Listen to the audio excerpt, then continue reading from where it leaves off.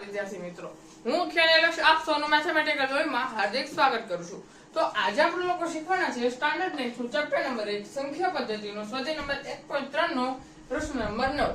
આ પ્રશ્ન આ સ્વાધ્યાયનો છેલ્લો પ્રશ્ન છે। તો ચાલો આપણે જોઈએ કે આ પ્રશ્નને આપણને શું આપ્યું છે। તો અહીં આપ્યું છે કે નીચેની સંખ્યાઓનું સમય અને અસમય સંખ્યામાં વર્ગીકરણ કરો। તો આપણે આ જે સંખ્યા આપેલી છે તે સંખ્યાઓને આપણે સમય અને અસમય સંખ્યામાં વર્ગીકરણ કરવાનું। તો ચાલો તેને જોઈએ। પહેલી સંખ્યા આપી છે √23 એટલે કે 23 નું વર્ગમૂળ।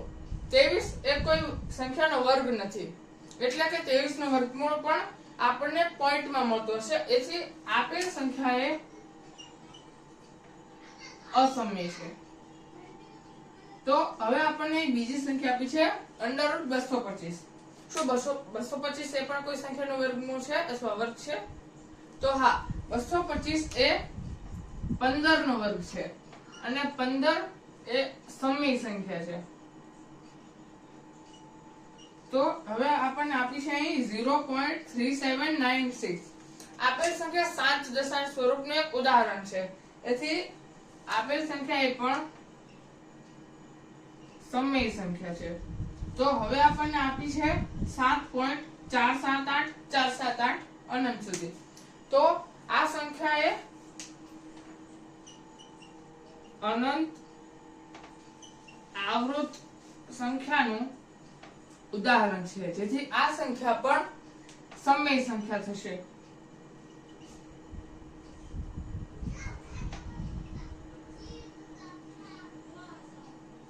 તો હવે અહીં આપણી પાસે છેલ્લી સંખ્યા છે 1.10 100